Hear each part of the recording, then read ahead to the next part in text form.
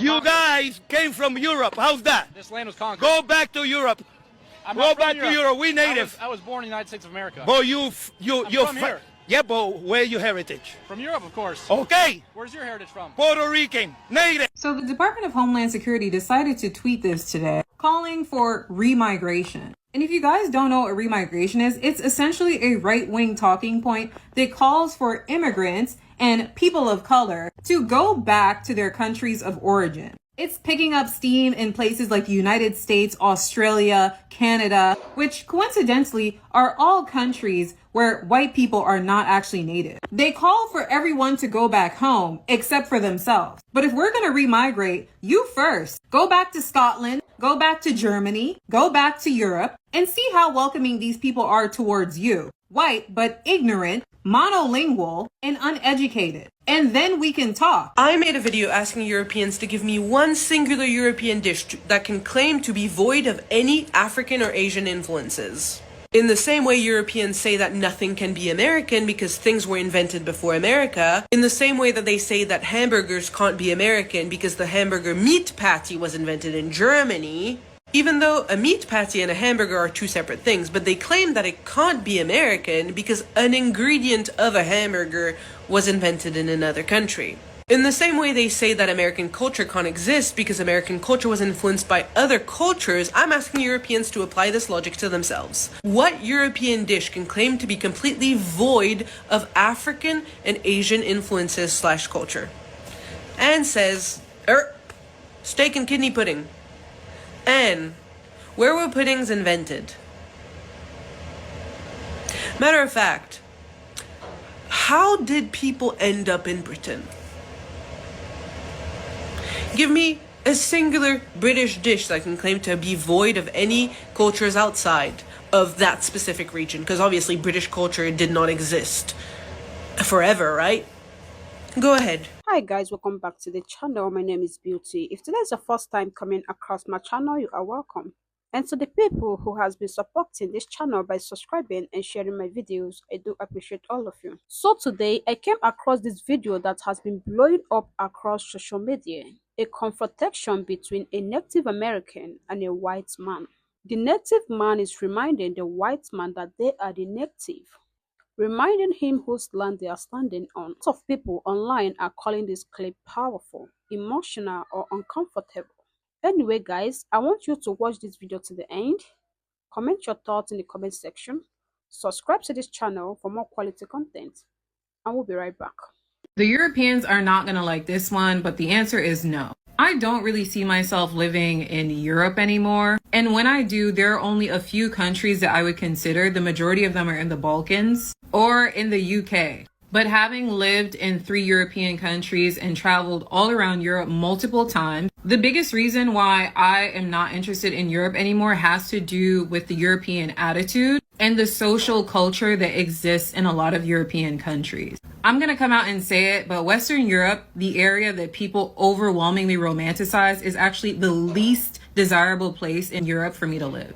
I went to go live in Palestine from 2020 to 2021, and the reason why living there changed my life is because I realized that it actually matters that I live around friendly people. It matters that I am given respect when I go out on the street minding my business, and that the people who are around me are happy and welcoming and accommodating people. I find that there is a serious lack of respect in a lot of European societies, and it's not just for foreigners, it's for each other as well. When I tell you guys the amount of negative experiences I've had with strangers in my life, every single one of them was in Europe. I think that there are a lot of miserable people. The majority of European societies are very individualistic and not communal at all. And you can see it in how people are competing with one another, how people treat one another, and how people treat foreigners and people who don't look like them. The few times I felt like I was living in a country that was overwhelmingly happy and welcoming was when I lived in Croatia for a couple of months, or when I went to Greece. But the allure in other European societies, particularly in the West, as I stated, does not exist for me. The arrogance is crazy. People are condescending to you. Even if you speak their language, people are incredibly fucking rude. And the normalization of racism, but the denial of it is unbearable. I think that because Americans over-romanticize Europe, a lot of Europeans internalize this idea that they're the most modern and advanced continent on the planet, when they clearly aren't regarding things like technology and infrastructure. And I just believe that Americans contribute to this overinflated European ego that also tends to feed their racism and thinking they're better than everybody else, especially if you're a person of color. They also use immigrants as a crutch and scapegoat for everything that's wrong with their countries and societies, and refuse to acknowledge the problematic nature and history of a lot of their countries. There is a reason why so many people have issues making friends in Europe.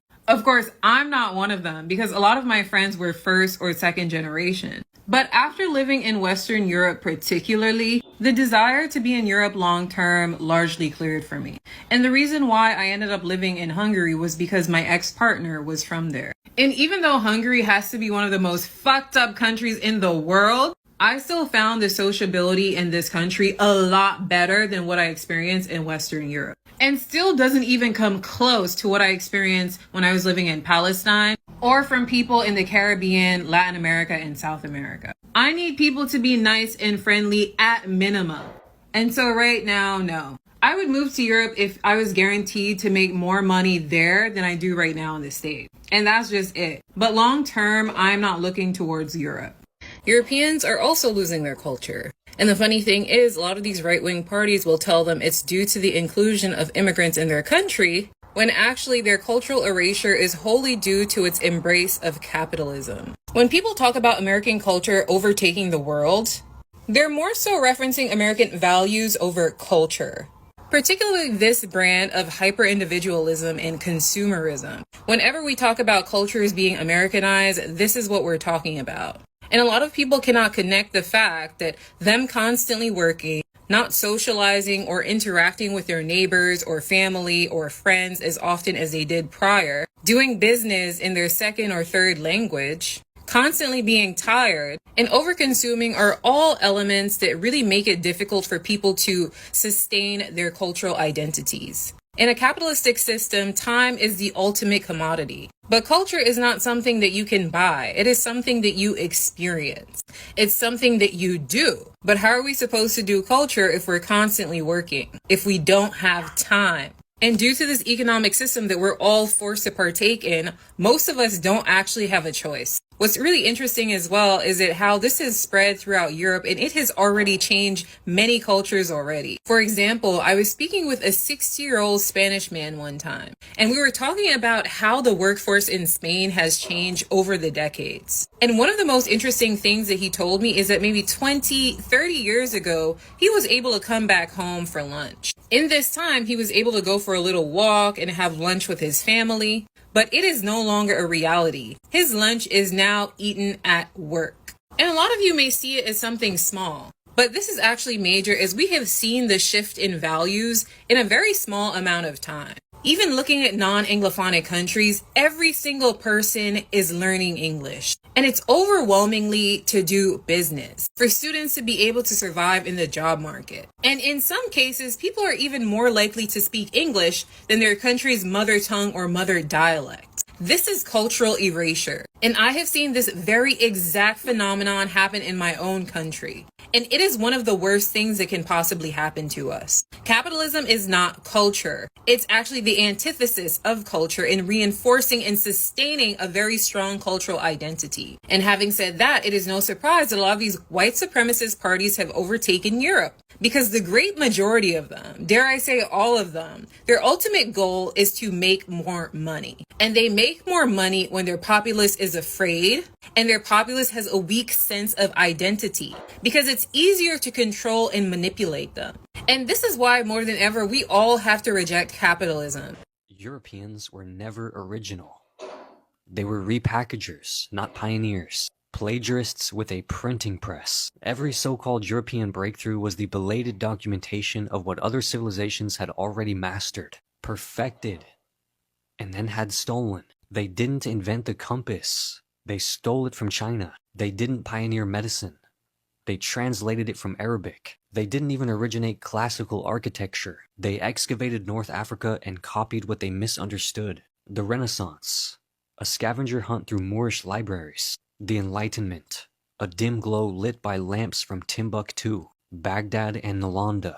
Their scientific revolution was made possible only after centuries of suppressing and then rebranding knowledge from the very lands they colonized. Originality demands confrontation with the unknown. Europeans waited for others to chart the stars, measure the earth, map the winds, and unlock algebra.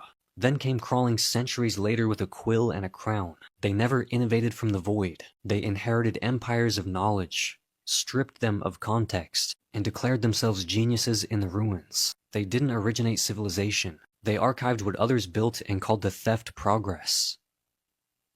Gope. Hi, my name's John. I'm American. Hi, John. I bet you're one of those Americans that consider themselves British. I'm American, but some of my ancestors were English. Primarily English. I think I have some Irish, but yeah. Yeah, you're American. That's it. You can stop there. Hi, I'm Samantha. I'm American.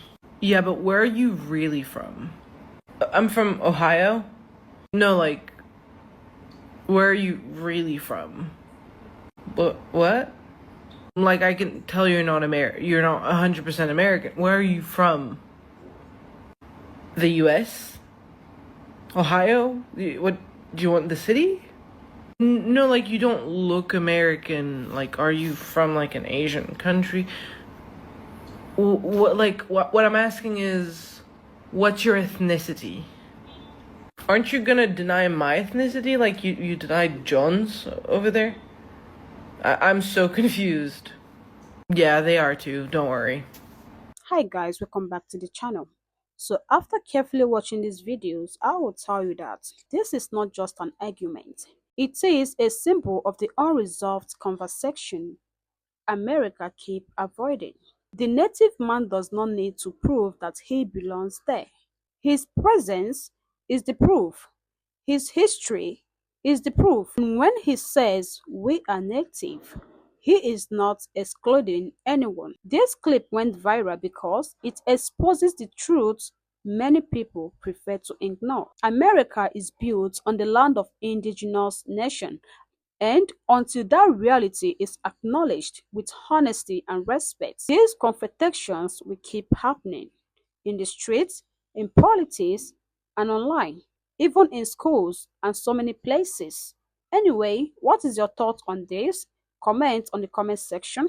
Subscribe to this channel for more quality content, and I will see you guys in my next video. Bye.